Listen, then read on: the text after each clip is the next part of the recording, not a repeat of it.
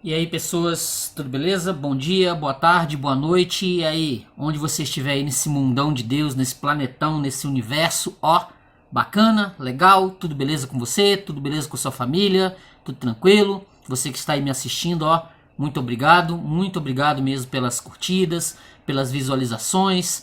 Muito obrigado de coração. Muito obrigado mesmo. E para você que não me conhece, está chegando aqui pela primeira vez, eu sou o Paulo, aqui do canal Paulo Dharma 1970, ó, Paulo Dharma 1970, sou do canal Paulo Dharma. Você se inscreve aí, ó, o botãozinho tá aqui, ó, tá aqui em uma dessas pontas aqui, tá o botãozinho de se inscrever, é só apertar aqui, você se inscreve no canal. Sempre tem aqui um vídeo bacaninha sobre literatura em geral, literatura com filme, literatura com música, essas coisas que eu gosto sempre de fazer, que sempre de trazer um material, um livro diferente, algo que realmente não está aí, né?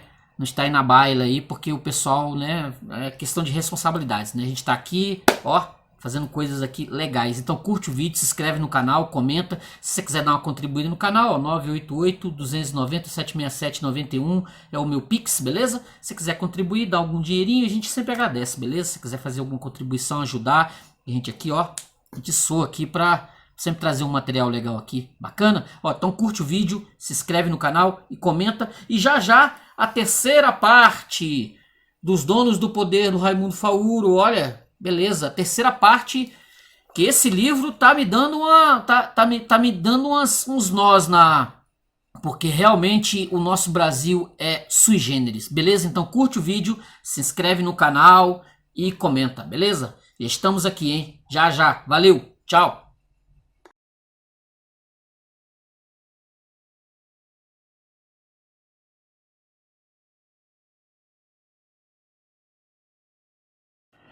E assim, né, mais uma vez, Os Donos do Poder, Raimundo Fauro, terceira parte. Se você não assistiu a primeira nem a segunda, já está já no YouTube, tá?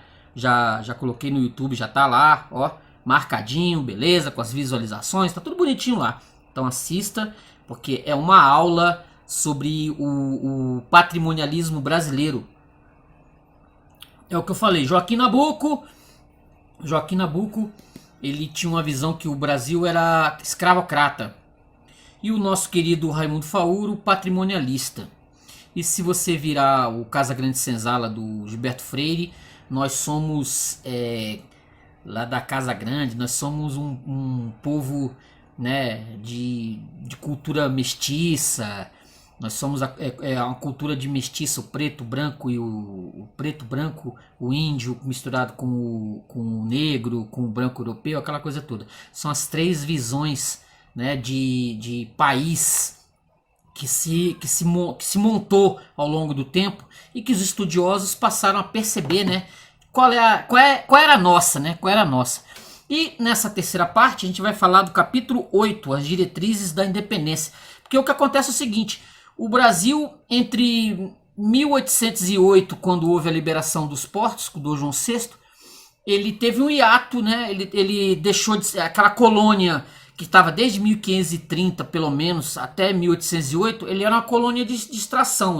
O Portugal vinha aqui, extraía tudo que tinha, fazia uma limpeza, né? E levava para Portugal. Quer dizer, não colocava nada aqui, não deixava nada, nem permitia que existisse escola, universidade, biblioteca, criar nada, zero. Era só extrair e levar para Portugal, só isso. Quando o Dom João VI veio para cá, para o Brasil, em 1808, fugido do Napoleão, né? O Napoleão foi lá e invadiu Portugal, porque Portugal contrariou algumas coisas dele lá, tal. Aí a família real, pá, pegou os navios, os navios da época e vieram tudo aportar no Brasil. Largou Portugal ao Deus dará, né? Dizem historiadores, tem livros, que o negócio foi um horror quando os franceses chegaram lá. Eles picaram mula e aportaram aqui no Brasil, e aqui ficaram entre o Dom João VI, entre 1808 até 1816. 1816 ele ficou por aqui. Depois ele teve um chamamento, né? Quando aconteceu o Waterloo, o que acontece? Portugal, aí o Napoleão é derrotado, em 1815. Aí a família portuguesa, a família real portuguesa que estava aqui no Brasil, ela é intimada a voltar, inclusive com o Dom Pedro I. Só que o Dom João VI deixa o Dom Pedro I aqui, né, e volta para Portugal. E antes de voltar, que é o mais interessante, ai Brasil, antes de voltar ele faz uma rapinagem, é a última rapinagem portuguesa, né? Ele limpa todo o tesouro, tudo que tinha, dinheiro do Banco do Brasil criado em 1808, faz a limpa, não deixa nada, limpa tudo, limpa os cofres e volta para Portugal e deixa aqui o Brasil a míngua, sem nada. O próprio Dom Pedro II, numa carta aqui pro pai, ele vai reclamar disso. Que caramba, né? Nós não temos. Vocês foram embora e largaram a gente aqui ao Deus dará. Como é que eu faço para fazer o pagamento do pessoal? Como é que eu pago o pessoal? Como é que eu. Né? E isso vai ser um dos motivos também que vai fazer com que o Dom Pedro I ele acabe proclamando a independência de 7 de setembro. O independência ou morte. Porque Portugal ainda ficou de lá fazendo ingerência, dizendo que o Dom Pedro I tinha que retornar e deixar isso aqui como era antes de 1808. Era essa a ideia. Era essa a ideia dos portugueses. E aí o Dom Pedro I ele ia vagar pela Europa, ia estudar, etc, etc. E o Brasil ele ia continuar como era no passado, antes de 1808. Ele ia viver, ele ia ser uma colônia de extração. Só que as pessoas, elas têm um problema. O ser humano, ele tem um problema que eu acho interessante. Ele esquece que quando as coisas acontecem, elas não têm retorno. É uma lei da história, uma lei da natureza. Você não volta para a barriga da sua mãe. Quando o Dom João VI vem para o Brasil em 1808, faz a revolução, né? Ele faz a revolução aqui, o Brasil já era outro. Querer que o Brasil voltasse ao que era em 1700 e pouco, etc, 1600, é totalmente descabido. Mas as pessoas continuam insistindo nessa ideia. Mesmo hoje, em 2022, ou 1922, 1822, 2022, as pessoas ainda continuam com aquela ideia de que o ser humano, os acontecimentos podem retornar ao que era antes. Mas as coisas não retornam, elas só avançam. Pro bem ou pro mal, gostando ou não gostando, elas vão. Sempre assim. Aqui, ó, começa o capítulo com, libertada da obediência portuguesa, a jovem nação tratou de construir as bases do Estado. O Brasil começa a partir de 1808, que desde a retirada de Dom João VI entrar em colapso. O Brasil praticamente acabou. Quando por conta dessa rapinagem que eu falei, acaba. O Brasil ali, ele morre. Ele fica praticamente a Deus dará. É mais uma daquelas crises, né? Aquelas crises que o Brasil, ele, de períodos e períodos, ele entra. Vai acontecer aqui do Brasil pedir empréstimo para a Inglaterra. Nesse período aqui, ele vai ter que pedir dinheiro para a Inglaterra que vai organizar as nossas lorotas. Dizem que até a independência de 1822 ela foi feita porque a Inglaterra ela estava por trás, né? Como ela mandava, ela era o império, né? Então ela mandava, e ela mandou até na nossa independência em 1822. Mas isso aí há controvérsias. Se você que está aí tem mais informações a respeito disso, você pode me passar. Aqui, ó.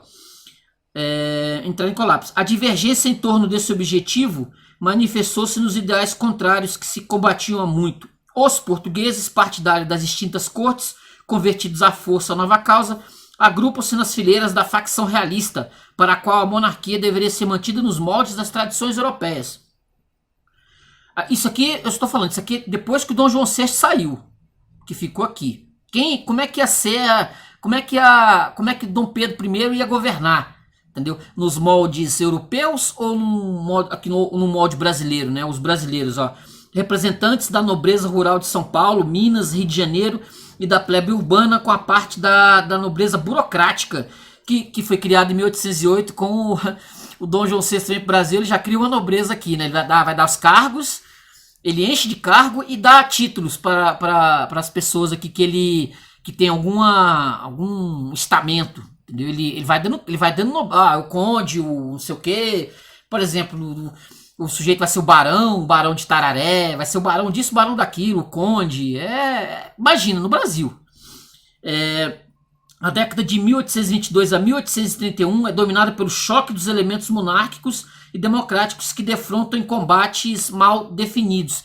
Esse período aqui de 1822 a 1831, o próprio Dom Pedro I ele vai entrar em choque várias vezes com essa galera, entendeu? Que queria um molde, queria um jeito brasileiro de governo, uma monarquia brasileira, ou os outros que queriam uma monarquia europeizada. E o Dom Pedro I vai estar nessa confusão até ele sair em abril de 1831, quando ele sai, ele abdica do trono pro filho, que era bem, bem novo, e volta para Portugal e lá vai ser rei em Portugal. Aí, como ele vai ser rei em Portugal, mas ele vive entre 1831 e 1834, morre logo, que entre 1831 e 1834, muito dessa galera dos monarquistas ainda queriam, quando ele abdica, ele queriam a volta dele pro Brasil. História, hein? Olha só. Na nossa base aqui, dessa terceira parte, o autor que mais representativo que o Joaquim, que o autor vai colocar aqui, o autor mais representativo, o Raimundo Fauro, é esse aqui, ó. Joaquim Nabuco, e exatamente esse o Estadista no Império, que vai ser como o pai dele percorreu praticamente todo o século, 1800 e tanto, ele vai estar nesse universo do governo brasileiro, nesse período que ele era de Pernambuco, que ele vai passar todo esse período. Então o pai dele, como era advogado, ele esteve o tempo todo inserido nesses contextos aqui.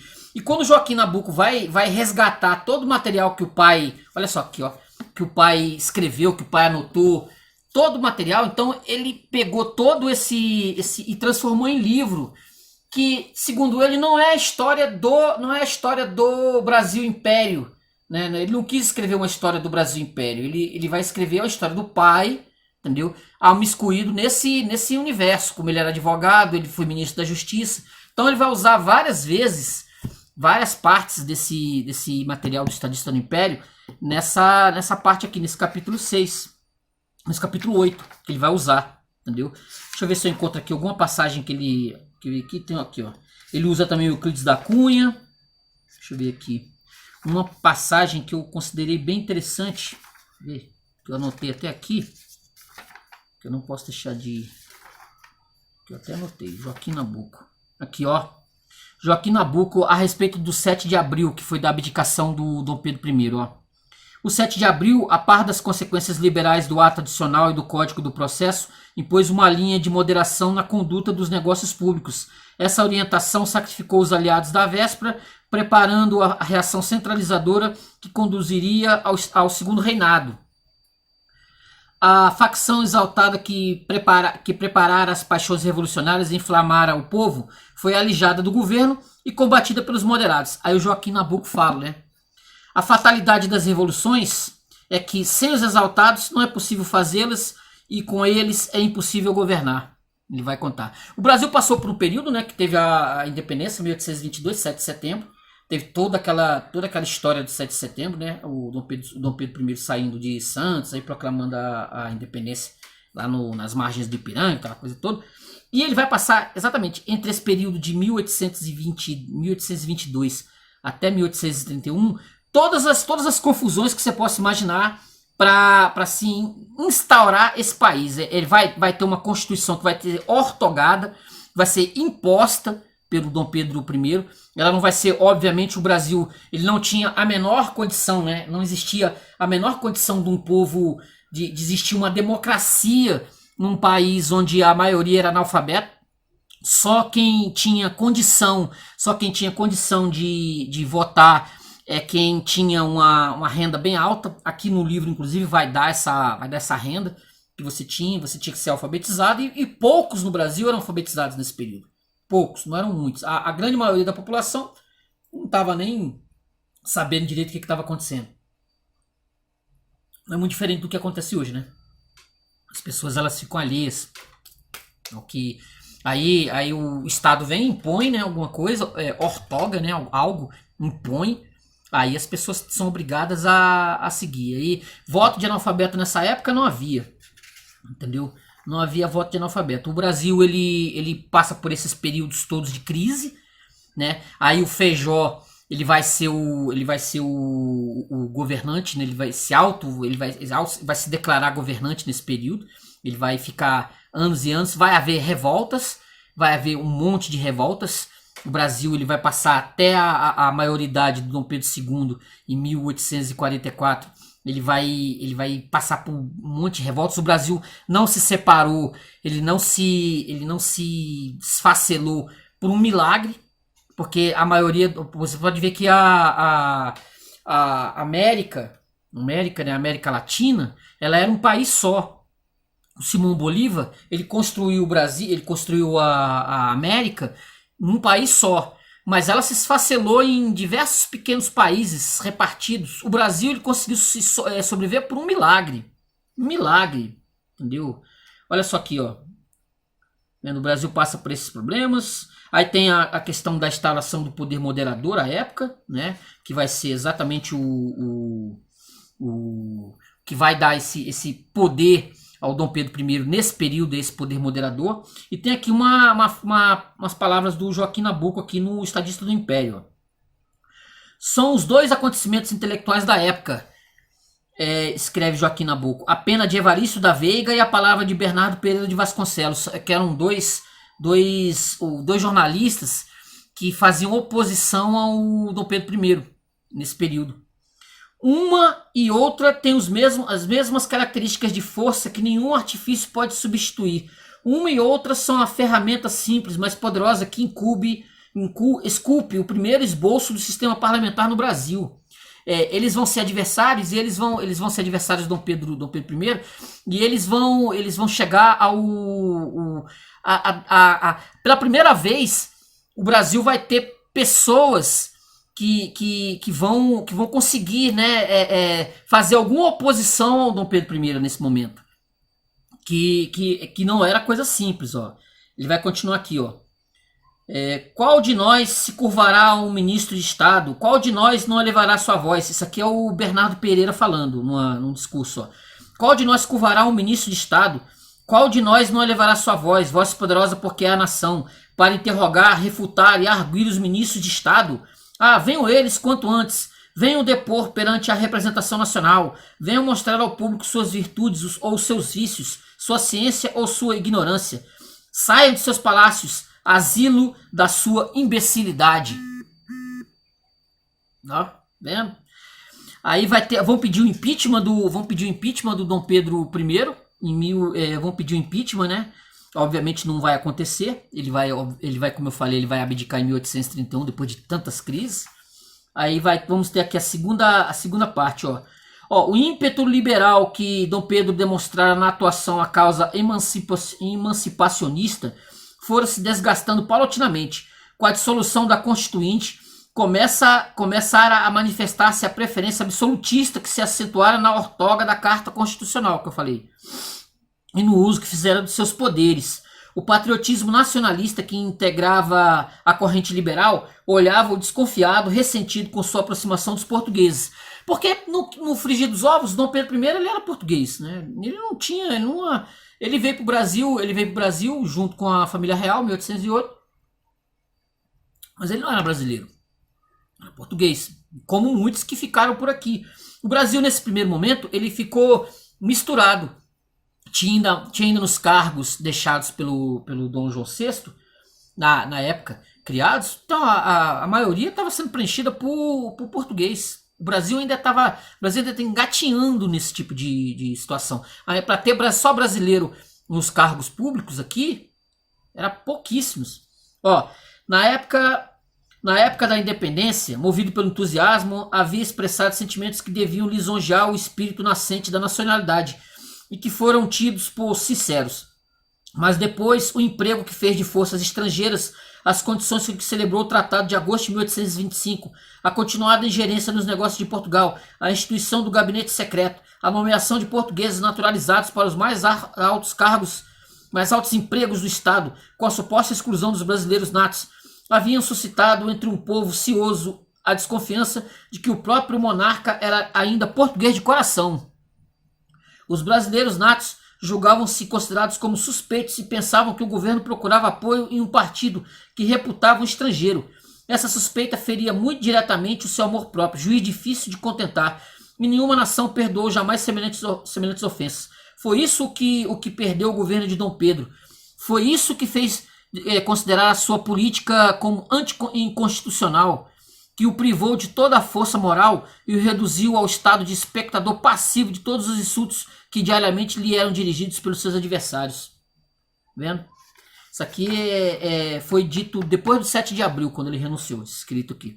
Que foi falando sobre esse período. Então o Brasil vai passar por esse problema. Ele vai ter o 7 de abril, ele vai renunciar. O Feijó, ele vai virar o governante. Ó, aqui, ó, o Joaquim Nabuco escrevendo de novo, ó. Se não fosse o receio da volta de Dom Pedro I, a reação monárquica teria se imposto logo no primeiro ano da regência. Ainda assim, o que fez a grande reputação dos homens dessa quadra, Feijó, Evaristo, Vasconcelos, não é o que eles fizeram pelo liberalismo, é a resistência que opuseram à anarquia. A glória de Feijó é ter firmado a supremacia do governo civil. A de Evaristo é ter salvado o princípio monárquico. E Vasconcelos é ter reconstruído a autoridade. Esses três fizeram um triunvirato, né? Mas aí o Feijó, logo ele se torna o governante, né? Os outros dois acabam saindo, entendeu? E o Feijó fica por um período. Aqui, ó. Aí ele vai passar, o Feijó vai criar um monte de instituições, ele vai criar a figura do juiz de paz, entendeu? Aqui, ó. A jugulação dos municípios baseava-se até 1832 na autoridade judicial que dominava a administração. Era de nomeação régia, integrando-se no organismo permanente da burocracia colonial. Com o Código Civil criado, a autoridade judicial ganhara plena independência, constituindo-se pela eleição popular. Abre-se as comportas da compressão política, entregando aos elementos locais, com o manejo do voto, a escolha dos juízes. Valoriza-se novamente o município, que foi esquecido e manietado durante quase 2 séculos. Resultava a nova lei na entrega aos senhores rurais de um poderoso instrumento de impunidade criminal, a cuja sombra renascem os bandos armados, restaurando o caudilismo territorial que tanto trabalho custou à metrópole para disciplinar e vencer. Aí vai criar o juiz de paz, ele vai fazer ele vai dar as formas que o Brasil ele vai se colocar nesse período, né, de cerca de 10 anos. Aí a gente chega no capítulo 9, a reação centralizadora e monárquica. Vai ter, ó, nesse capítulo, ó, capítulos são divididos em 5 partes. As tendências gerais da reação monárquica de 1836, a jugulação das províncias com a anulação do ato adicional corporificada na Lei de Interpretação de 12 de março de 1840. 3. O aniquilamento do Código do Processo Civil pela Lei de 3 de outubro de 1841. 4. O Senado Vitalício e o Conselho de Estado, os 2 corpos que mantiveram a estabilidade política e jurídica do Império. E 5. As ideologias em pugna no Segundo Reinado. Aí, o Brasil vai passar entre 1831 e 1844 com convulsões, né, com revoluções. O Brasil vai estar com a sua unidade nacional em risco. Como eu falei, nesse período, ele quase se esfacela, quase viram pequenos paizinhos que iam encher a América. Aí, ó, o triunvirato, ó. A causa da integridade física da nação confundia-se com a obra da independência no pensamento de José Bonifácio, Feijó e Vasconcelos. O Brasil vai pensar a ideia de ser uma república nesse período, mas não vai dar certo. A gente não tinha cacuete para isso. A gente não tinha estrutura para isso. O melhor que podia ser feito nesse momento era conservar a monarquia, né? Pensar em Dom Pedro II, que assim, pela idade ele só iria ser rei por volta de 1850. Mas aí há um golpe, né? Eles fazem com que a maioridade dele seja com 14 anos de idade. Ele se torna maior com 14 anos. E aí, a partir disso, ele vai virar rei. Ele vai virar rei. Não esperaram a idade correta. Não esperaram a idade correta. Esperaram, deram um golpe e fizeram com que ele se tornasse rei em 1844, com 14 anos. Ó, a regência teve por via reflexa notável papel na formação política dos estadistas. Com o espetáculo de sua anarquia, afirmara a persuasão nos moderados que sem a monarquia o Brasil se esfacelaria em algumas republiquetas, como vinha acontecendo com os vice-reinados espanhóis na América. Vendo? Aí continua aqui, ó. Aí a extinção do governo Trino, instituindo a unidade na cabeça executiva, entregando poder em 1835 a Feijó, como eu falei. 1835 Feijó acaba o triunvirato e o Feijó se torna o regente, cuja energia como ministro da Justiça o notabilizara. O regente, porém, não era o homem antigo. Não era o homem antigo. A fibra amolecera gasta pelos íntimos conflitos entre o liberal e o autoritário. E logo ele vai, né? Aí logo ele vai renunciar. Ele renuncia, vendo? Ele não aguenta. Aí, teve o substituto, que era Araújo Lima, perfeito rei constitucional, aceitou o parlamentarismo, né? Que o Feijó não aceitou. O Feijó não aceita. Só ser aquela figura, né? Tipo rainha da Inglaterra, ele não aceita e vai embora. A história política do Brasil assume, depois de 1836, nova feição, resumindo-se, conforme a observação do Barão do Rio Branco, na luta dos partidos, conservador e liberal, que iriam revezar-se no poder. Esse período. Esse indivíduo, o Araújo Lima, ele vai governar durante um tempo. Aí a partir de um documento da Aurora Fluminense, que é o jornal de 30 de dezembro de 1835, um governo cujo chefe seja hereditário, para impor silêncio às ambições mais formidáveis, cujos súditos não estejam divididos em castas inimigas e com interesses diversos. Uma monarquia representativa, fundada sobre as bases da indústria, da economia e da vontade nacional, pareceu-nos problema fácil de resolver-se no Brasil e ao sistema político que a nossa Constituição criara. Nesse intuito, nós tratamos de dar honra às profissões úteis que o desdém de uma fidalguia improvisada feria de plebeísmo. Levamos a seus próprios olhos a indústria, a agricultura e o comércio, fazendo notar que não só os funcionários do governo são merecedores de consideração, que estes vivem do produto das rendas, dos impostos pagos pelas classes industriais. Esforçamos-nos por combater as insídias com que se trabalhara por estabelecer no Brasil uma nobreza privilegiada e por manter um exército colonial muito superior aos nossos meios e recursos. Ao furor dos empregos públicos, que temos como uma chaga aberta no corpo social, opusemos as doutrinas que chamam os cidadãos ao amor do trabalho e das profissões independentes, a que os preceitos vulgares assinavam um grau inferior na hierarquia. Quer dizer, se você trabalhava, se você era um indivíduo que não vivia de dinheiro, né, dinheiro público, você era um cidadão de segunda classe. Você era alguém a partir do momento que você era um funcionário público. Isso não mudou muito. O que esse jornal aqui, que é a ideia do Evaristo, ele escreve, é que o Brasil tinha que se tornar algo grande, ele tinha que valorizar o trabalho manual, e não fazer para nós nos tornarmos uma nação extraordinária, como tantas outras, a gente tinha que em vez de apoiar e olhar esse universo do funcionalismo público, que é um sugador, né, um sugador de dinheiro, a gente tinha que valorizar o comércio, a indústria. Isso tinha que ser feito. Isso já se pedia em 1835. Já se pedia para o Brasil ser grande. Não esse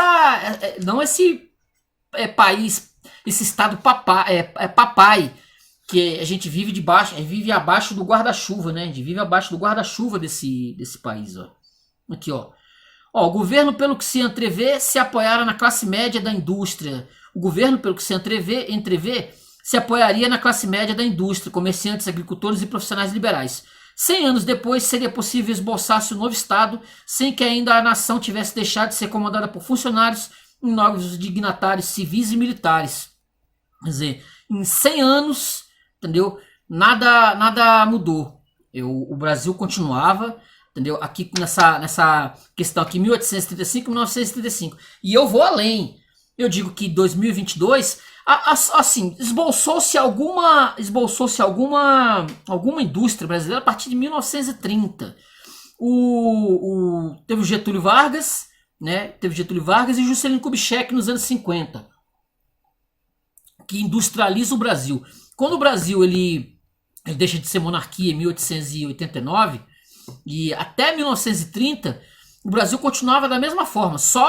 Ele só mudou o tipo de governo. Deixou de ser monarquia e passou a ser o regime presidencialista. Mas os presidentes entre 1889 e 1930, eles se consideravam como se fossem reis. Mudou muito. Aí a Revolução de 30, aí o Getúlio começa a fazer começa a fazer modificações, né, nesse sistema e criando indústrias, e o Brasil vai começar a ser uma nação industrial a partir de 1930. E ele não vai, o Brasil, onde não tem como voltar, né? Mas ele levou esse período todo para se industrializar, para ser um país de monocultura, cultura do café, ser um país meramente agrícola, entendeu? Porque senão, assim, a minha ideia é que se você tem uma casta de funcionalismo público que é imensa, você precisa fazer dinheiro. E fazer dinheiro como? Você tem que criar indústria, você tem que criar, né, as condições para que isso ocorra. Né? Porque você tem que pagar esse funcionalismo público, tem que pagar esse universo de pessoas que vivem aí, ó. Vivem aí nos cargos. E foi isso que aconteceu. O Brasil ele passou por esse período todo monárquico, vai chegar à República e só vai se industrializar a partir de 1930. Aí São Paulo vai ser grande. São Paulo, como se diz, vai ser a locomotiva, né? Vai ser a locomotiva que vai levar o restante do Brasil à industrialização, com o advento do Getúlio Vargas. Que só o Getúlio já vale uma resenha daqueles 4 volumes, né, de material da história do Getúlio Vargas, já vale uma resenha. Mas isso fica para o futuro. Ó, a sociedade como a política havia mudado, com profundas alterações internas nos últimos anos da regência. O Estado voltava a fortalecer suas origens e fundamentos patrimonialistas, criando novas oportunidades à restauração e alargamento do estamento burocrático. Dinheiro e política voltavam a dar-se as mãos, amparando-se e aliando-se, combatendo a classe agrícola, que se extremara e se deixara conduzir pelo caudilismo descentralizador. Dessa situação vem o quadro descrito por Joaquim Nabuco, Política e Revolução, ambas oficiais, fruto da empregomania, expressão doentia da burocracia, comércio e crises comerciais, com a supervisão carinhosa do Tesouro. Nas vésperas da maioridade, Dom Pedro II, o aspecto da sociedade tinha os caracteres comuns e clássicos do período colonial em plena vigência da monarquia portuguesa. Aqui o Joaquim Nabuco fala, ó. Tudo mais recuava para o segundo plano. A política e o dinheiro eram as duas nobrezas reconhecidas, as duas rodas do carro oficial.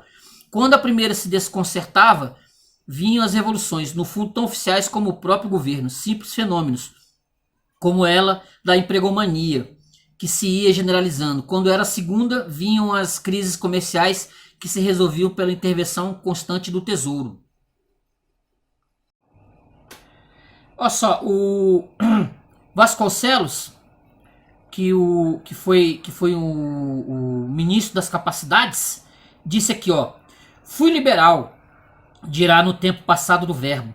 Entre a liberdade, então a liberdade era nova no país, estava nas aspirações de todos, mas não nas leis, não nas ideias práticas. Então o poder era tudo. Fui liberal. Hoje, porém, é diverso o aspecto da sociedade, os princípios democráticos, tudo ganharam força. Tudo ganharam força e muito comprometeram. A sociedade que então corria risco pelo poder, corre agora o risco pela desorganização e pela anarquia.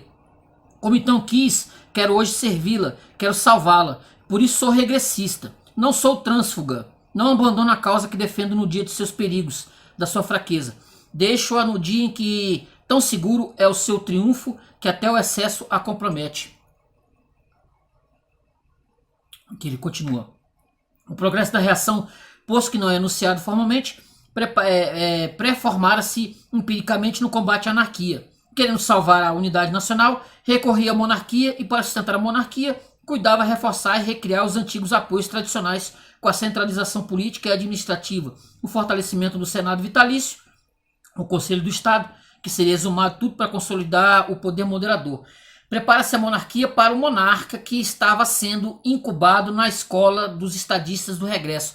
O Brasil, como eu disse, né, o Brasil entre 1831 e 1844, ele viveu todo tipo de anarquia possível. Ele só não se esfacelou, o Brasil só não virou republiqueta de banana partido em pedacinhos por um milagre. Talvez a força desses grandes homens que fizeram a regência nesse período, que sustentaram, que aguentaram com força, fizeram com que o Brasil não se destruísse. A esperança estava no imperador que o Dom Pedro I deixou, mas que ainda era criança. A esperança estava lá na frente. Era o que sustentava. Entendeu? Aqui, ó. Ele vai dar aqui, né? Aí vai se criar, né? Vai ter um vácuo do poder monárquico, né? A legislação provincial caía no regime da liberdade vigiada, podendo manifestar-se as assembleias acerca das matérias que expressamente lhes fossem permitidas. Antes de 1840, legislavam sobre tudo que não fosse da competência do centro. A lei de interpretação antecedeu ao advento da maioridade. O fato evidencia que o quadro administrativo e governamental conduzia e dirigiu o imperador pelos caminhos que lhe abria. Dom Pedro II foi um instrumento fiel da nova política e não seu autor. Ele vai dizer aqui, ó, vai falar sobre a figura do juiz de paz, né? Que inclusive tem uma peça de teatro, né? Deixa eu pegar aqui, peraí. Martins Pena, a peça de teatro do Martins Pena, do Juiz de Paz, que está no canal, se quiser assistir tem aí no canal. Aí ele vai falar aqui do Juiz de Paz, mas essa figura do Juiz de Paz logo vai ser, ela vai ser extinta pelas as novas leis que vão sendo criadas. A figura do Juiz de Paz, que era aquela autoridade que era a maior, o Juiz de Paz ele era maior, tinha mais autoridade que o próprio governador da província. Mas isso vai ser extinto, entendeu? Ó, os poderosos Juízes de Paz como que desencarnam da autoridade partilhada suas funções entre os juízes municipais e os delegados de polícia. A reforma não se detém sequer nos figurantes secundários do poder policial e judiciário. O legendário inspetor de quarteirão, artista consumado da manipulação eleitoral, será o mero agente da coroa nomeado pelo delegado de polícia. O próprio carcereiro, que deveria ficar esquecido na humildade de seu ofício, é lembrado para ser amarrado aos poderes centrais. Tudo isso todas essas situações, elas vão sendo criadas nesse período da regência, para dar todo o lastro pro monarca, pro rei que tá para chegar, pro rei que está chegando. Eles vão criando todas as formas, eles vão montando para que o Dom Pedro II, quando tiver a maioridade, ele tá cercado. A regência vai montando toda uma estrutura, né, para dar o apoio que esse Dom Pedro II vai ter quando se tornar o monarca. E aí ele vai governar durante esses 40 anos, de 1844 até 1889. O Brasil vai virar outro nesse período. Ele vai ser construído, né? Ele vai virar uma nação. A partir de 1850 você já pode delinear que o Brasil está se tornando a nação. Não a nação que nós gostaríamos, mas a nação que se tornou. Ela foi montada no século XIX. E isso vai ser muito bem explicado aqui pelo Raimundo Fauro. Como esse patrimonialismo ele ficou pesado, ficou forte. E vai chegar a nós aqui, né? Vai chegar agora, nesse momento que nós vivemos. De lá, construção lá do século XIX, vem aqui. Assim, o Fauro vai dizer, né, que a nossa genética, o nosso gene, vem lá dos portugueses de mais de quase 1000 anos atrás.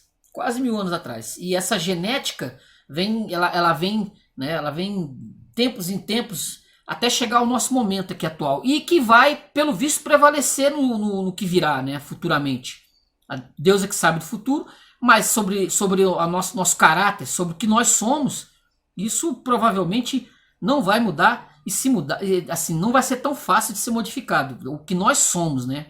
O que nós somos. Teria que haver uma revolução aqui para mudar essa nossa... A revolução no bom sentido, né? Porque revoluções, elas vêm para continuar. Derruba-se para botar outra e continuar a mesma coisa. Assim, ele vai falar aqui, ó. Vai criar-se o Conselho de Estado. Vai ter o Conselho de Estado, vai ter todas os artigos, as incumbências do Conselho de Estado. Vai aqui, ó. Aí tem a parte aqui do Euclides da Cunha, que são dois autores, né, usados nesse capítulo aqui, é o Euclides da Cunha e o Joaquim Nabuco, ó. Falando aqui. Era o crescente desequilíbrio entre os homens do sertão e do litoral. O raio civilizador refrangia na costa. Deixava na penumbra os planaltos. O maciço de um continente compacto e vasto talhava uma fisionomia dupla à nacionalidade nascente. Ainda quando se fundissem os grupos abeirados do mar, restariam ameaçadores afeitos às mais diversas tradições instanciantes do nosso meio e do nosso tempo. Aqueles rudes patrícios perdidos no insulamento das chapadas. Ao cabano, que se ajuntariam no correr do tempo o balaio no Maranhão, o chimango no Ceará, o cangaceiro em Pernambuco, nomes diversos de uma diátese social única, que chegaria até hoje, projetando nos deslumbramentos da República o silhuete trágico do jagunço. Que, segundo o Euclides, o Brasil, ele era muito mais do que a costa, muito mais do que Rio de Janeiro, muito mais do que a monarquia ali daquele período. Existia um Brasil profundo, um Brasil interior, que a nossa história ela era feita só nas beiradas, enquanto existia um universo de Brasil adentro, que as leis criadas não chegavam. O Brasil era imenso, mas se priorizava aquela parte, né? Aquela parte ali da costa, do próximo do oceano. Existia um Brasil profundo. Essa estrutura ela vai se modificar. Existia o sonho, né, do Brasil interior, que era a criação de uma capital que acabou acontecendo com Brasília, do Brasil se aprofundar, do Brasil sair da costa, do Brasil sair da beirada e adentrar. Entendeu? Esse universo aqui né, tudo isso aqui dos jagunços, o Brasil interior, o Brasil da Amazônia, que estava só ali na beirada. Mas isso demorou mais de um século para ser mudado. O Getúlio começou lá por volta de 1940 a querer aquela ideia de mudança da capital, né? 1840 vai querer... 1800 e pouco, na Missão Cruz, já se pensa... 1890 já se pensa em pegar e tirar a capital do Rio de Janeiro e levar para o interior. E isso vai levar esse período até 1955, quando o Juscelino Kubitschek ele traz à baila essa ideia e acaba em 5 anos construindo Brasília. E também aqui o próprio Goiás, entendeu? Vai civilizar esse interior. Trazer as pessoas para esse interior e não deixar só nas beiradas. Ó, no fundo, descobre-se que o contraste assenta em diversas estratificações sociais de natureza própria e oposta. De um lado está o estamento burocrático, expressão da monarquia portuguesa colonizadora e civilizadora, com a preocupação de absorver e cunhar interiormente a sociedade colonial. O estamento, já o demonstramos, não se aniquilou com a emancipação política, senão que se reconstituiu em bases ainda mais sólidas, organizando o domínio político-social de cima para baixo. E o que é mais importante, continuou a encarnar a civilização europeia, confundindo com a tradição da monarquia portuguesa e com a centralização política. Perpetuou-se dessa sorte o colonato, sem que a sociedade dominada tivesse o ensejo de quebrar o mando da minoria dominante, organizando seu próprio e autônomo escola dirigente. É isso que culturalmente se chama litoral, que eu falei, que é o governo das beiradas, sem ter o Brasil profundo. No lado oposto está a sociedade colonial, sem lograr emancipar-se no Império e na República, da estrutura trazida rudimentarmente por Tomé de Souza. Representam a classe proprietária e ocasionalmente duas ordens guerreiras, o caudilho e o bandido, seja em grupos ou individualmente. cumpre bem distinguir os três componentes, senhor territorial, caudilho e bandido, para apreciar com clareza a ideologia que eles retratam pacificamente nas revoluções. O Brasil, ele vai se... Assim, existe um Brasil real e o Brasil de mentirinha, né? Nós vivemos aqui embaixo o Brasil real.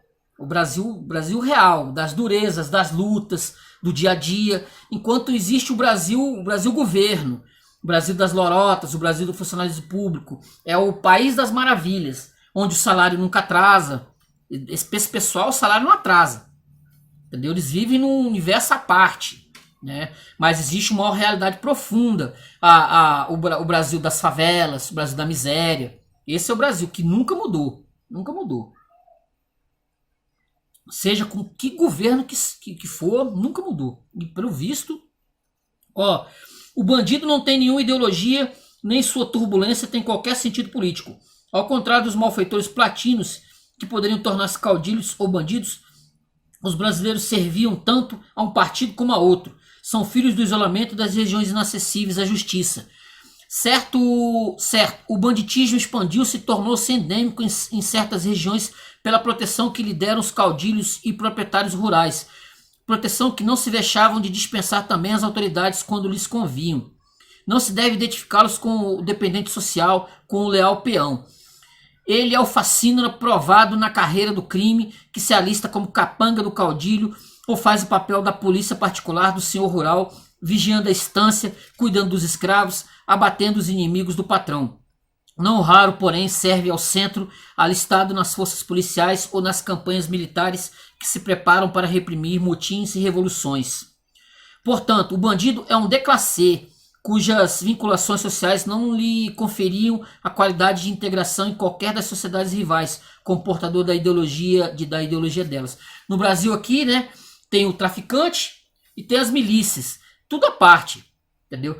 O miliciano é aquela figura que saiu do funcionalismo público como policial e vai ali naquele feudo, ele vai botar o traficante para correr e vai dominar ali, quer dizer, não mudou nada, né? Caudilhos, bandidos, a gente tá nisso aí, nesse roda-roda a vida inteira, não sai. Quando não é uma coisa é outra. Quando não é uma coisa é outra. Vivemos dessa forma. Chegamos no capítulo 10. A centralização plena do segundo reinado. Dividido em 3 partes. O exercício do poder moderador, tutelando a representação nacional, forjada em eleições de farsa. Aquelas eleições que a gente sabe como é que era, né? 2. A centralização, consequências psicológicas e políticas e pressupostos econômicos. Aí tem o 3º, o poder pessoal do imperador, sua significação e natureza. O poder moderador que foi criado lá em 1824, ele vai começar aqui o capítulo 10 falando, o poder moderador, o exercício do poder moderador, constitucionalmente confiado ao imperador, dava a direção da soberania política. Aqui. No gozo dessas extraordinárias atribuições, brincava o imperador de parlamentarismo dirigindo, nomeando arbitrariamente ministros sem apoio na Câmara, para que esta os não derrubasse, dissolvia. Quando ele via que tinha oposição, ele ia lá e ele fazia igual, ele tinha uns bonequinhos, ele ia lá e tirava, dissolvia e botava outro, do jeito que ele queria. A intervenção do poder pessoal mostrava-se de 2 maneiras: fraca, direta, como um golpe de Estado, ou dissimulada subreptícia, com a insinuação prontamente adivinhada da vontade imperial. A hábil alternação dos partidos no governo enfraqueceu o azedume das quedas. Sabia-se que em breve a situação mudaria, transformando os vencedores em vencidos. Em algumas ocasiões, entretanto, a derrota era sentida com persistente amargor, atingindo o calor revolucionário, como a queda brusca e violenta do gabinete liberal de Zacarias, em 1868, imposta pela Espada de Caxias. Então a revolta foi chocante, principalmente porque havia 20 anos fora abandonado o processo direto, preferindo o imperador agir com discrição, assolando a oposição. Aqui, o imperador ele fazia o que ele queria, né? Ele tinha o poder moderador, ele era absolutista, ele fazia o que ele queria. Deram-se conta os políticos imperiais, com as rudes intervenções monárquicas do governo absoluto, não de direito, mas de fato, que dirigia o país, Impressionava os espíritos não especialmente a substituição de um gabinete por outro, mas a substituição de um partido por outro, adverso e minoritário. Aqui, ó. Ele fazia, né? De um salto por influência de um pensamento estranho ao jogo livre das instituições representativas, o ministério caía. Ele estava ali, aí o governo dele era derrubar e colocar outro no lugar, outro gabinete no lugar. Não muito diferente do presidencialismo, né? Os ministros de Estado, eles estão na mão do presidente. O presidente não gosta de uma palavra do ministro, ele bota para fora. Vendo? Ó, ele agia de cima para baixo, manipulando a vontade nacional, ora revelando a conservadora, ora liberal, conforme distribuísse o aparato das autoridades policiais. Aí o Tomás Nabuco vai falar na sessão do Senado, 17 de julho de 1868. Vede esse sorité fatal, esse sorité que acaba com a existência do sistema representativo. O poder moderador pode chamar a quem quiser para organizar ministérios. Esta pessoa faz a eleição porque há de fazê-la. Essa eleição faz a maioria. Esse é o sistema representativo do nosso país. O domínio de cima, despótico, absoluto, era possível porque a nação fora triturada, amarrada ao carro do Estado, de pés e mãos atadas pela organização centralizadora.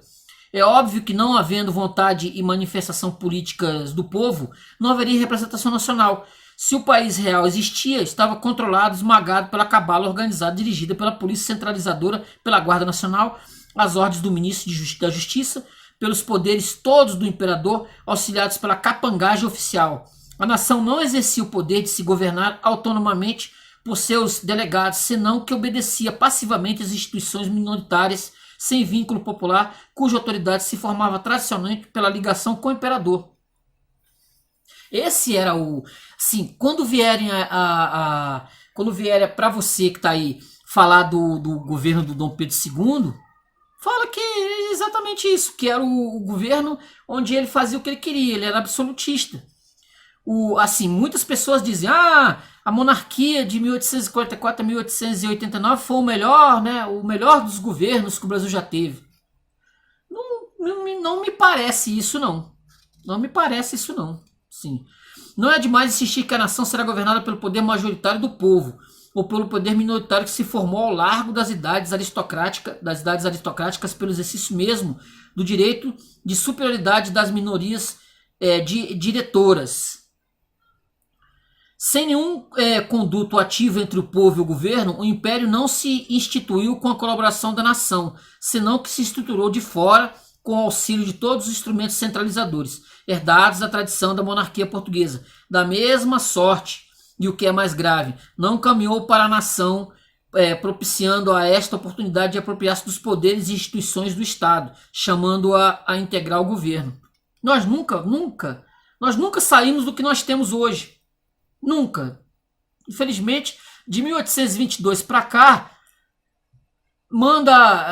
são os poderes que mandam, e o povo, que é seria o poder da democracia, seria o povo, né? Na ideia de democracia, seria o povo mandar, seria a massa mandar, a massa votante. Mas isso é uma ficção. O cidadão brasileiro não dispunha de cultura política, pelos costumes e pelo trato dos negócios públicos que o habilitasse e orientasse acerca das questões que seus representantes deveriam opinar.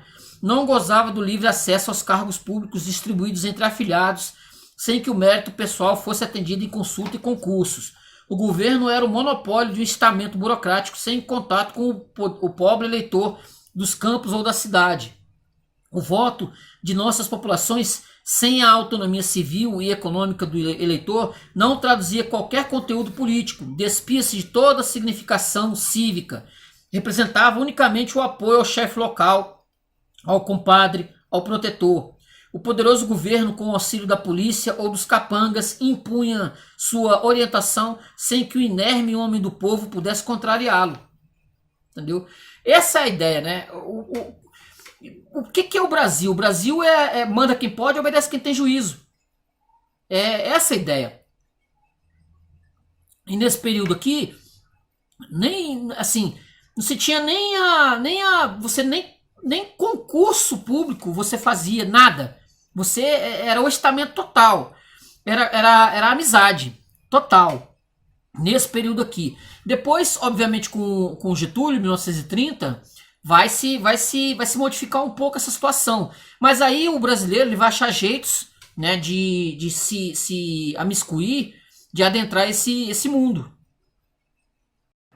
Essa é a questão. Brasil real. Qual é o Brasil real? Qual é o Brasil real? De lá pra cá. Aqui, ó. Aí ele vai falar aqui só como é que eram as eleições, ó. A eleição era o resultado da navalha dos capoeiras nas cidades e do punhal dos capangas no interior, ou do chanfalho da polícia. A oposição, sem o amparo dos agentes da lei, apelava para suas armas, ensanguentando os sertões e as praças, sofrendo a dura repressão dos vencedores que os perseguiu com a justiça e a polícia. O governo, expressão de um partido, tem o direito de intervir no processo eleitoral. Essa era a ideia do governo. O governo ele podia influir até nas eleições, se ele quisesse. Ele querendo, ele fazia isso. Era o poder absoluto. Nós tivemos absolutismo no Brasil entre 1844 até 1930.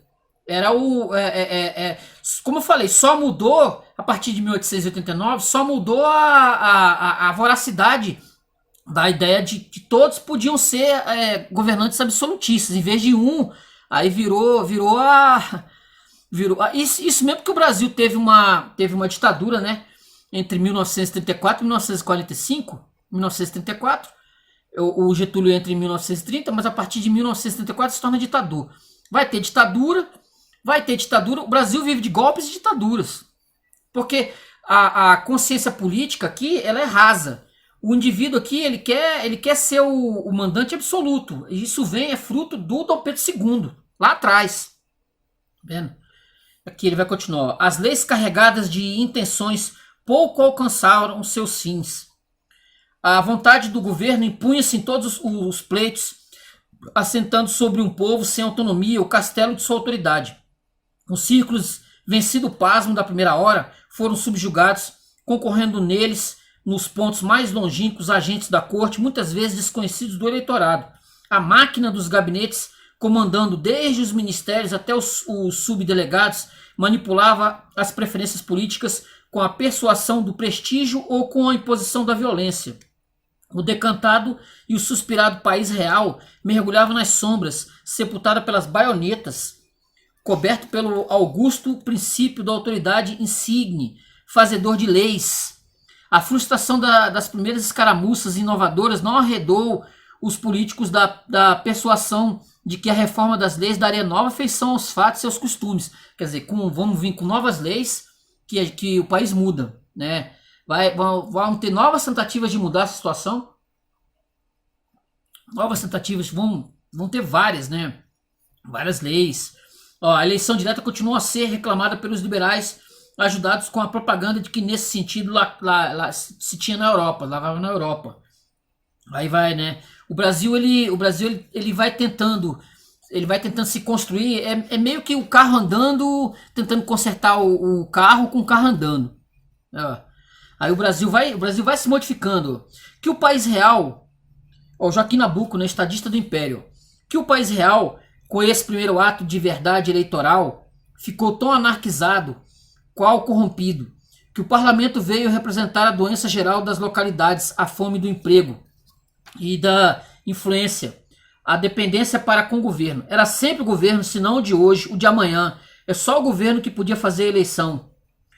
Quanto mais verdadeira ela fosse, mais dedicado ao governo, isso é, mais necessitado, cobiçoso, o eleitorado se mostraria. A emancipação do eleitorado, quando pudesse ser efetuada, só daria um resultado: o habituá-lo a utilizar-se do seu voto, espalhar pelas cidades e pelo interior, onde o emprego era uma sorte grande, diplomas de eleitor, era distribuir bilhetes da loteria para um sorteio sempre renovado. O efeito desmoralizador era o mesmo. Dar-se-iam exemplos de esplêndido desinteresse, de abnegação e ingenuidade, características das classes pobres, casos de derrota da plutocracia, do oficialismo pelo proletariado, mas na grande maioria dos distritos triunfaria a necessidade. A princípio, os eleitores seriam arrebanhados pelas influências, mas o resultado da eleição direta, sendo livre, seria quebrar o chamado cabresto, tornar o votante independente. Queria-se para o eleitor uma lei, como será a de 13 de maio. 13 de maio, libertação dos escravos.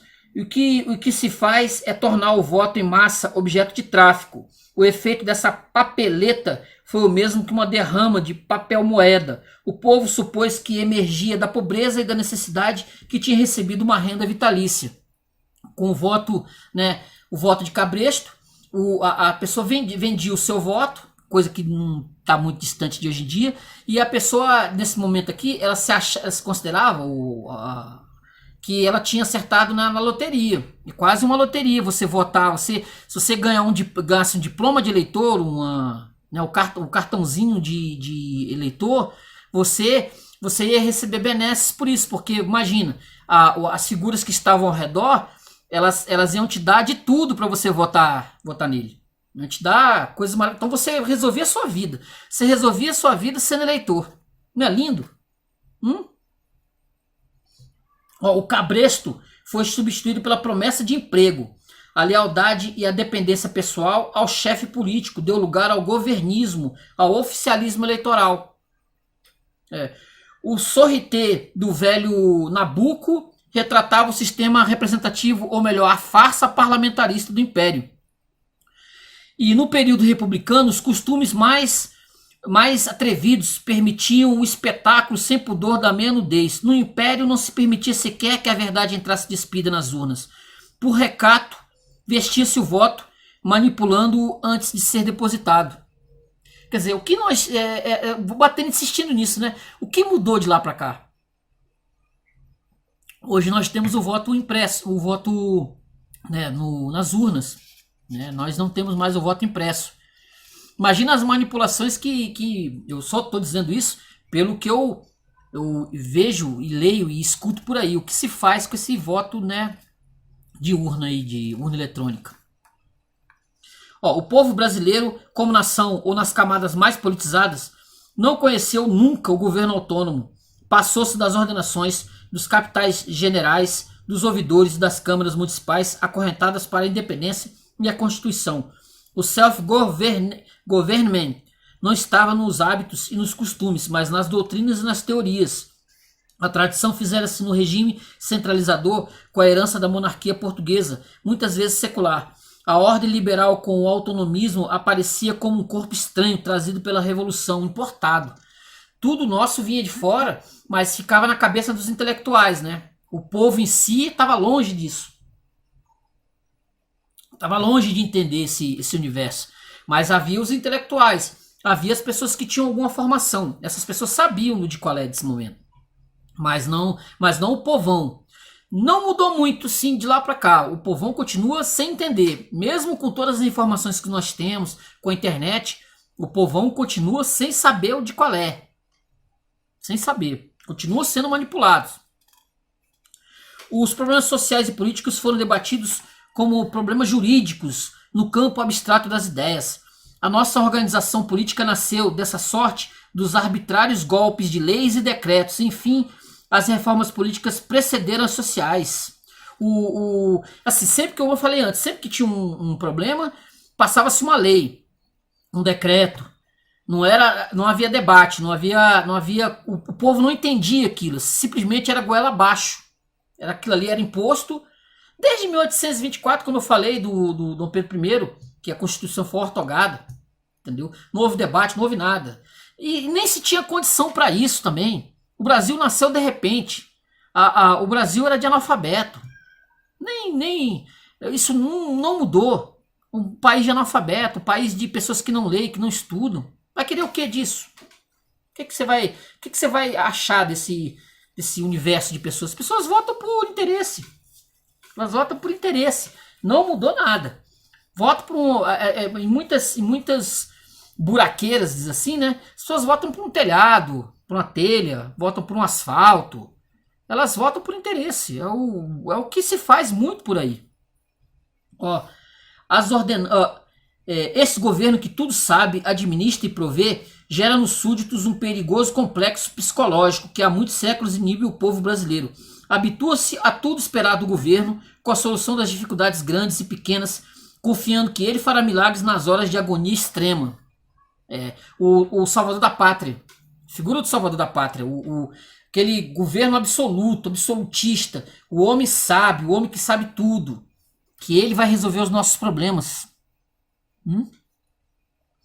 As ordenanças administrativas estendendo-se em todas as atividades, não distinguindo o público do privado, sem respeitar a peculiaridade das províncias e locais, pretendendo ordenar a totalidade da ação social. A máquina deveria regular com precisão, cortada qualquer veleidade de arbítrio do funcionário ou do intérprete transformados em peças sem vontade. Os regulamentos administrativos franceses foram os modelos copiados servilmente em traduções apressadas com a minuciosa previsão casuística das hipóteses que poderiam se oferecer à repartição.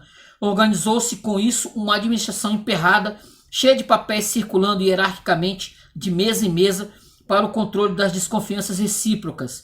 A situação criada perfeita no papel e falha na prática dava lugar à ineficiência e à corrupção com a compra dos despachos. O Estado era tudo e nação quase nada, né? Não havia nem nação. Vai se organizando o Brasil, ele vai se organizando, né, para ser um Estado forte, né, um Estado sugador, a partir de 1850, como eu falei, o Brasil, através dessas leis, esses decretos todos, o Dom Pedro II, ele vai conseguindo derrotar todas aquelas revoluções, vai acabar com isso, e o Brasil vai se montando a partir de 1850, mas era isso, o Estado era tudo, a nação era nada, não tinha quase nada de nação, entendeu? Não existia nada.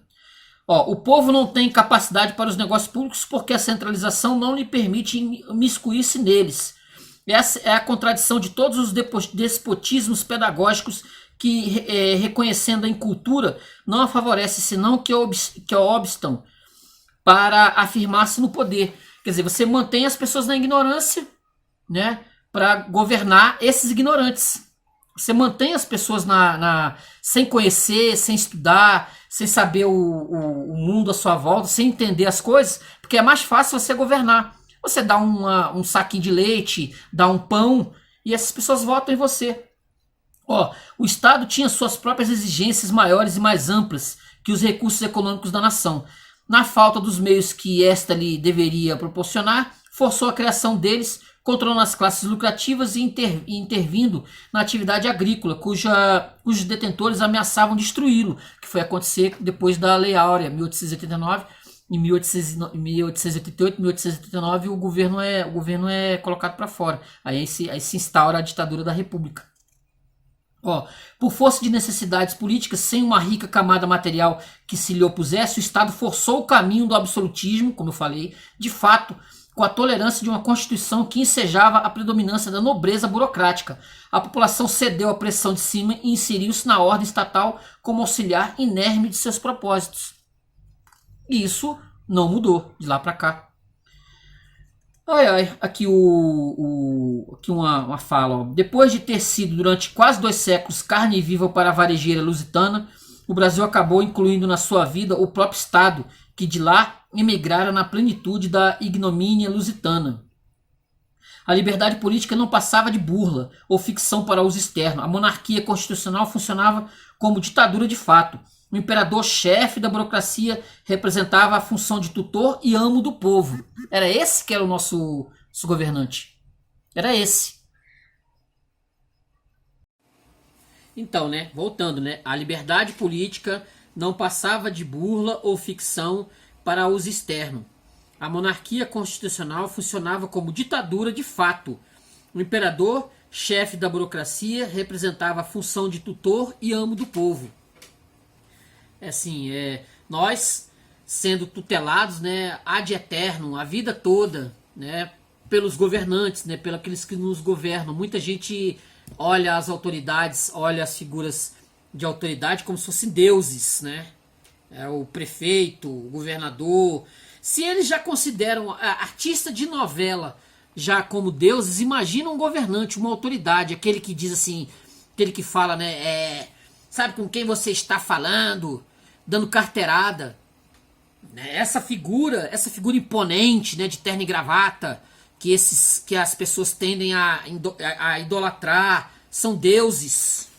Imagina um imperador, né? A figura do presidente da república, seja ele Bolsonaro, Lula, ou seja lá qual for, uma figura que está, né, que é uma autoridade que está no alto cargo.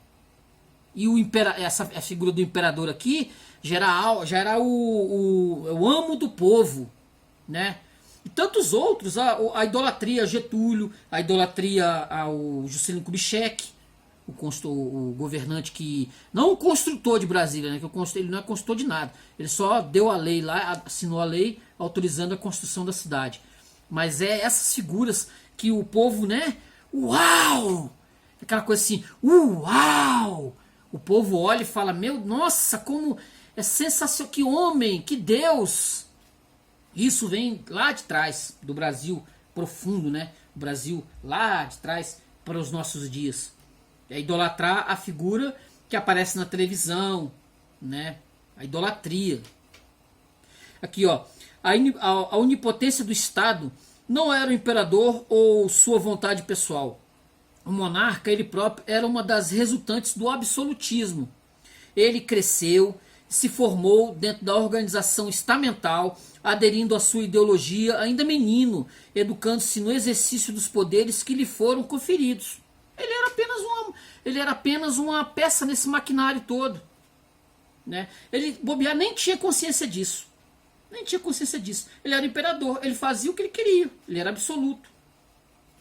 Ó, quem governava não era a opinião nem o poder pessoal, senão, como notara o José de Alencar, o romancista, oposicionista, a vitalicidade. Ele era dentro de um processo vitalício. A filha dele ia sucedê-lo se não tivesse caído em 1889. A filha ia cair, ele ia cair. Ele caiu, mas o governante que ia vir depois na presidência da República ia só tomar o lugar dele e isso ia ser continuado. Entendeu? Nada demais, né? Nesse universo, né?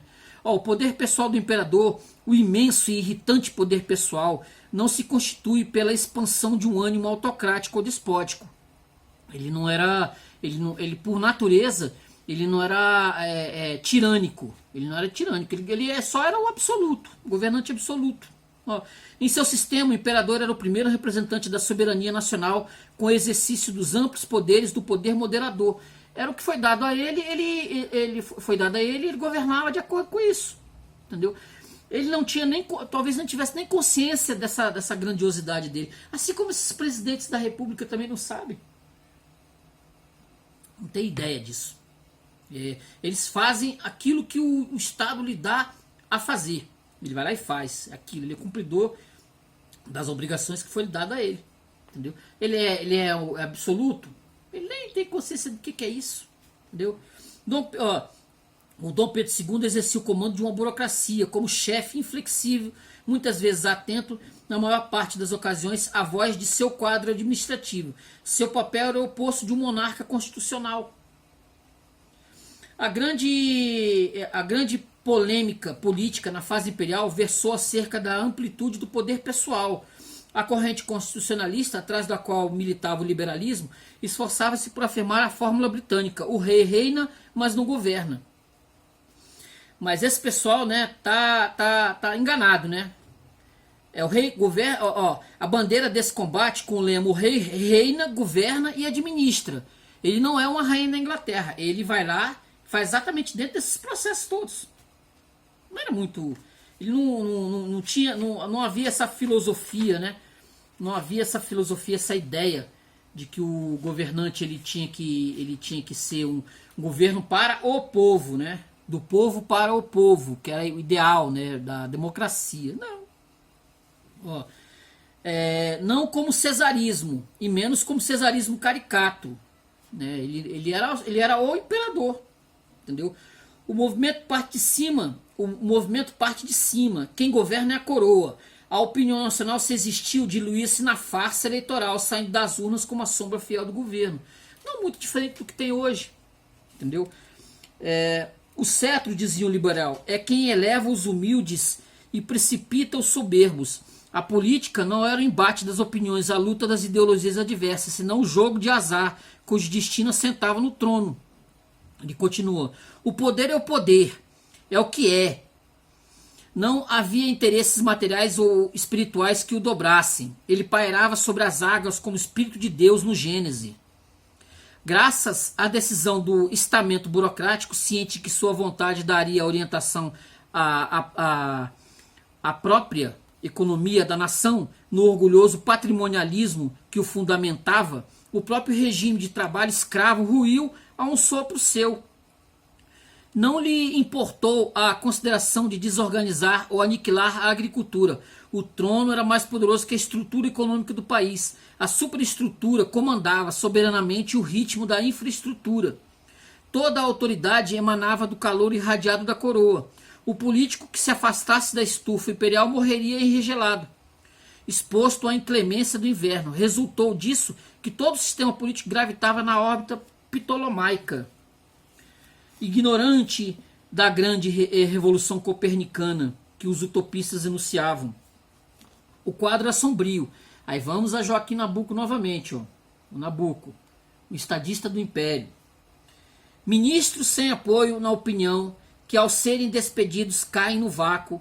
Presidentes do conselho que vivem noite e dia a perscrutar o pensamento esotérico do imperador. Uma câmara cônscia da sua nulidade e que só pede tolerância. Um senado que se reduz a ser um pritaneu.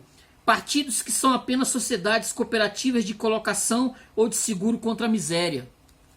Mudou muito? Do Joaquim Nabuco de lá, 1891, quando ele escreveu, né? Isso aqui. Mudou alguma coisa? Você acha que mudou? É uma república de interesses, né? Interesses de pagar funcionalismo público, das cidades serem o que a gente vê todo santo dia, dinheiro só, né? Sendo dinheiro para pagar essa legião de pessoas. E sobra o que pro restante? A gente fica debaixo do guarda-chuva o tempo todo do Estado. Se você fizer alguma coisa fora do Estado, você está correndo riscos enormes. Né? O imperador, como chefe burocrático, armava e semeava os problemas de uma parcialidade para que os da adversa os solucionasse. As pregações de ideias perdiam-se na poeira dos comícios, comovendo algumas vezes o povo sem manifestação política. Que ele chama aqui de governo de São Cristóvão, que era onde estava lá o imperador. A natureza da situação política era assim, repitamos, não pela vocação ditatorial do monarca, senão pela ausência da vontade popular e da vontade eleitoral. Se houvesse autêntica manifestação das urnas, ainda assim a representação vergaria seduzida pela conquista aos empregos públicos. Mesmo que tivesse uma votação, mesmo que a votação fosse a mais correta possível, isso tudo ia se diluir. As pessoas não tinham vocação, não tinham formação e informação para que elas levassem as coisas para lá ou para cá. Porque quanto mais ignorante as pessoas, mais elas são manipuladas. Elas são manipuladas por máscaras em pandemia diárias aí. A gente vê, eu ando por aí, vejo como as pessoas elas agem no seu dia a dia. Ao bel prazer aí de governantes botando os decretos. E as pessoas elas seguem a ciência. Elas são manipuladas e nem sabem, elas não têm consciência disso. Nada, zero. Se eu sou manipulado, e eu leio, eu estudo, etc., mas sou manipulado da mesma forma. Eu não me acho melhor do que ninguém. Estou no mesmo patamar. Não adianta aquela vaidade, aquele orgulho de achar que você estuda, você lê, você não é manipulado. Você é manipulado também. Sinto muito para você. Eu só olho para mim e falo, eu peço misericórdia a Deus todo santo dia.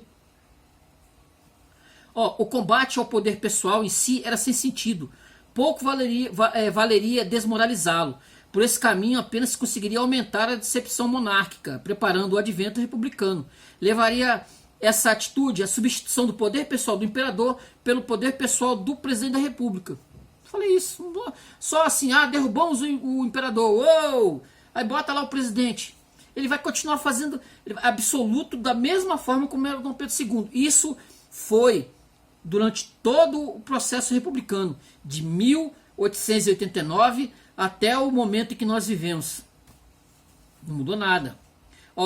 Armado de imensas atribuições, Dom Pedro II não desdenhava seguir as práticas formais do parlamentarismo inglês. Repugnava-lhe o papel de déspota. Comportava-se como protetor do povo. Fingia, na observação de Ferreira Viana, governar um povo livre. Brincava de rei constitucional, fazendo o que ouvia e atendia a nação, criando-lhe a voz para comprazer a imaginação. Era como ouvir estrelas.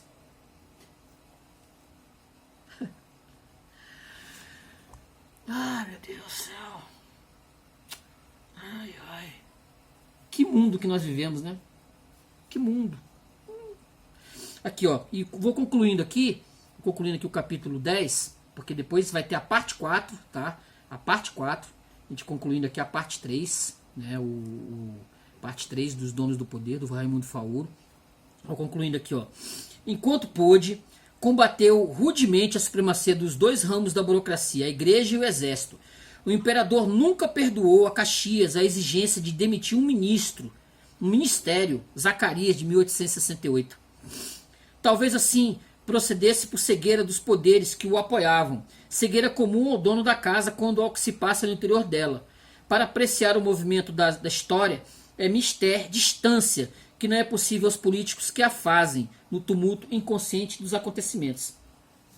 Aí ele vai concluir aqui, Stendhal, testemunha da Batalha de Waterloo, não pôde apreciar o desenrolar dos combates, limitado a seu recanto coberto de pó e pólvora. Ao historiador, cessado o fragor do fogo, é possível reconstituí-la para os estranhos e para seus próprios protagonistas.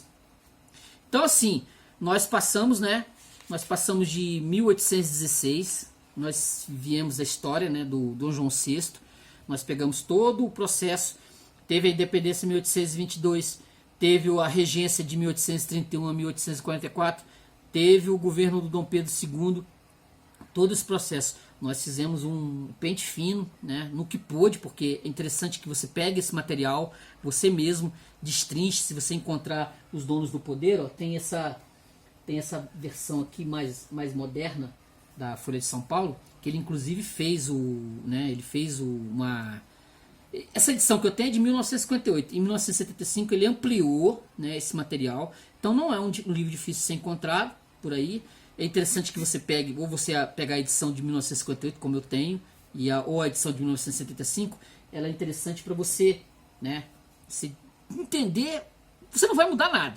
Você entender o que é o nosso Brasil. Então a gente vai voltar aqui depois com a parte 4 dos Donos do Poder, que eu ainda nem cheguei na República. Eu acho que ainda tem né?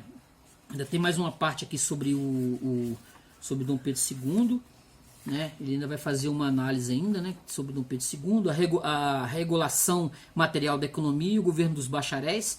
Então a gente vai voltar aqui depois com a parte 4. Beleza, gente? Curte o vídeo, se inscreve no canal. Hoje eu fiz mais um pouquinho a parte 3, Os Donos do Poder, do Raimundo Faoro, beleza? Livro que dá um entendimento bem interessante sobre sobre a nossa genética, sobre o nosso universo do que é ser brasileiro. Beleza? Valeu? Gostou? Se você está até aqui, muito obrigado e continua, porque depois vai vir a parte 4. Tranquilo? Beleza? Curte o vídeo, se inscreve no canal e comenta. Beleza? Valeu!